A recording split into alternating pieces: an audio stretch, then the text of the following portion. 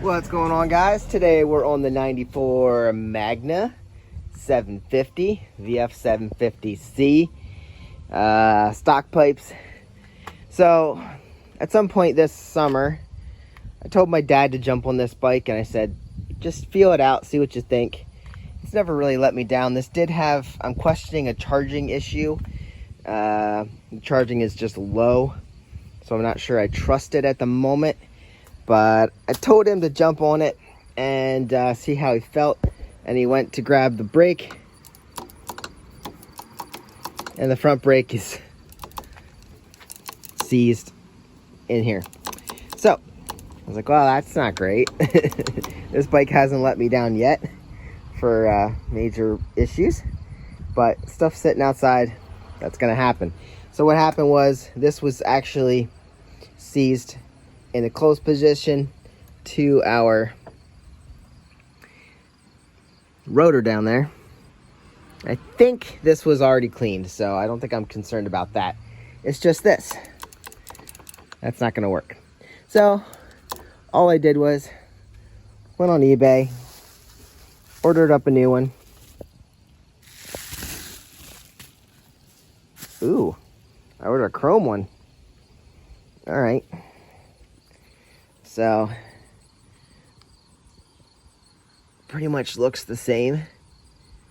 So we're just gonna swap these out today and hope it fixes our problems. Come with new crush washers. All right, so people use these all the time. I think it should work just fine for us. So yeah, I guess we're going chrome. No problem there. This one might have been chrome at one point. It's kind of like a brushed finish. So what is this? 5mm and 12mm for this. And when you do this, just make sure you don't leak brake fluid down over your bike. So we'll crack this, pull it aside, wrap it in some paper towel or something, and then basically let's get this mirror off before we take it, because they can be a pain when they're off the bike. So we'll remove that, and then basically we're gonna do this now. Brake switch, pull that off. That should have the brake switch on it. Sure does. There we go. And then we just install the new one. So go get 2 tools. Oh, and this. I don't even know what that is, but I believe it's a 12.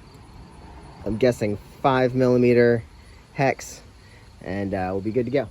I was correct on this. This is a 5. So popping that in, that'll pop right off. No big deal there.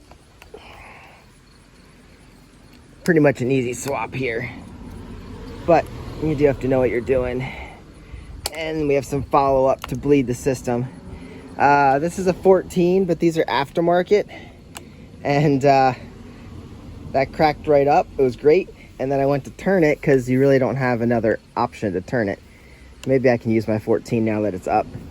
But this started turning. I couldn't grip what I needed to grip. So maybe I can turn this now. Let's try that. Absolutely. It was kind enough to come off when that lock was fully up. I was able to grip that with the wrench and turn it loose. So we now have this done. Oh my gosh. So this is loose. We got to pop this banjo bolt. And that's basically it. All right, new guy installed. As far as mounting to the handlebar, all the same things. We're gonna put our switch back on because I always tend to forget that at some point. And that just means that your brake light doesn't work. All right, that's on. This is installed. Our banjo bolt. I don't think this one I cracked before I unmounted it, but it was already loose because I was in there working on it due to trying to free up pressure for that. Don't think it comes preloaded with anything. So I feel like this should be loaded. This should be dry. So That one's already cracked. I'm gonna open this up so I can just swap it right in. Let's see. It doesn't look like it has brake fluid. It's hard to ship things with brake fluid in them because then they leak. Let's see. Nope, not leaking any brake fluid. Okay. It does look a little wet. Must have been just grease. Lubed up a little bit. So I'm gonna take this, put the line on there, and all we gotta do is open this up, put a little brake fluid in there, and see if we can build up pressure again. All right, brand new bolt, brand new banjo bolt, new crush washer on either side of the brake line. So now we'll open this up and put brake fluid in. We do have air in the system, but it shouldn't go down much past here, so it shouldn't be that hard to fill it up and build pressure. All right, so we're working up here. As I said, there's air in the system because we opened this up. Got this, we have a lid. Perfect. And as you can see on here, it does say .4. Nope, use only .3 or 4. 3 or 4. So sometimes, what's the old one say? The old one says use only .4. So we're obviously using .4. They are interchangeable, so if you're just topping off and you don't know what's in there, you're good to go with either one. So then we have this plastic lid, and then there's the diaphragm underneath there, and there's already a fuzzy in there. And then completely new, completely empty reservoir. So we're gonna fill this up to a good level. We didn't empty this system. Now this might be a good time to chase old fluid out. I don't remember what's in there, but for now we're just gonna build it up and make sure that it works. Yeah, there's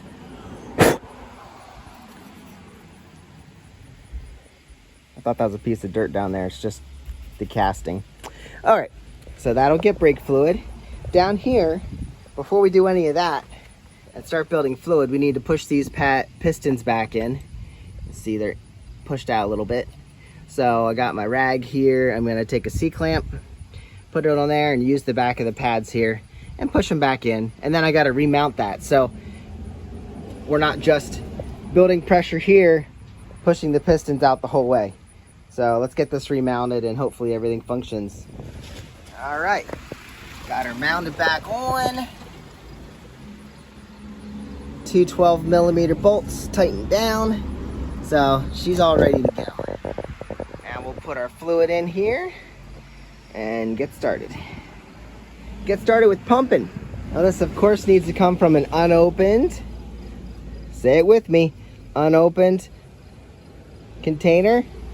Because once moisture gets in there, your brake fluid starts to break down. So it has to be an unopened, unused brake fluid container. Mine is not, but it's been closed and I've used it and it's fine. So we're gonna, see that bubbles? That's air coming out. There's 1 pump, 2 pump, 3 pump. We're working this fluid down through, pushing air out. The fluid is actually taking place of the air in there. We're doing it slow so as to not shoot it out that hole. Here we're getting pressure already. See that? Guys, that's all we got to do. Whoa. Okay. There's pressure now. Fully pressurized. I wasn't even being careful enough. Yep. So our front brakes back to working. We're good to go on the front brakes. So I'm going to top this off. Make sure this is level. Make sure we can see it through the window. Basically, my only concern is that it is covering that hole in the bottom, but you want to have a good level that you can see when you ride. So anyway, I'm going to fill it up into that window, top it off, put the covers back on correctly. Remember, the diaphragm goes on first, down like that. Then there's that cover, and then this cover, and tighten it down. This is brand new, but you can see right here on the edge, there is a breather that needs to be there and be open. There should be one on the other side. Yep, same spot on that side. If yours is not new, make sure those are open and breathing, and then we're good to go. I'll show you when it's done. before you go too far, make sure you get your brake fluid off your paint. This is soapy water. And I should have closed this before I did that so I wouldn't get water in there. Look at, ooh, we gotta wipe that off. This is Rhino line, so, oh, look at that. Burnt right through the Rhino liner that quick. Now I'm gonna work on that, see if I can get that off, but that's disappointing. All right, I think I can get it off, so I'm gonna clean that up. Yes. All right then, super easy job, as you observed. We didn't even have to bleed it. We just pumped a little bit down through, and we now have front brakes again, all good. You saw how fast brake fluid can bake into something. Luckily I got this off, but that sun just baked that brake fluid right in, so maybe I have something that'll get it off the Rhino liner, maybe not, but keep track of if you spill brake fluid. Other than that, I should tighten down. I think this is all tightened down here. I'm gonna check that quick. This is all tight. This is all good. Where is my 12? I think that's on the ground. I put it away already. Okay, so all that said, this bike should be good to go brake-wise. I did get a new gas line to run from the tank to the carburetors. That needs to be installed. And it does have the shaky front wheel tire set up from the other one. So we're probably gonna have to put a new tire on this one.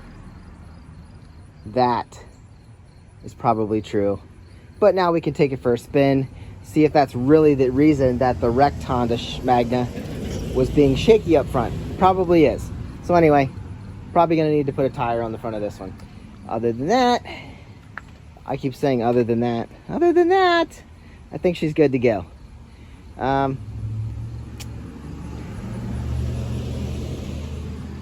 Two identical Magnas.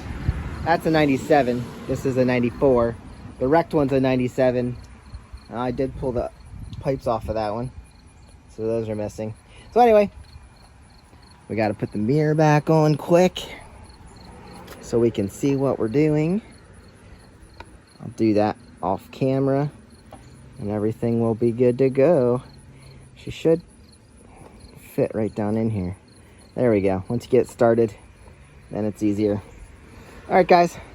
Thanks for coming along. Thanks for watching me replace the front brake master cylinder. And we'll see you on the next one. Have a great day. Get out and ride. Be safe. And don't take risks. See you later.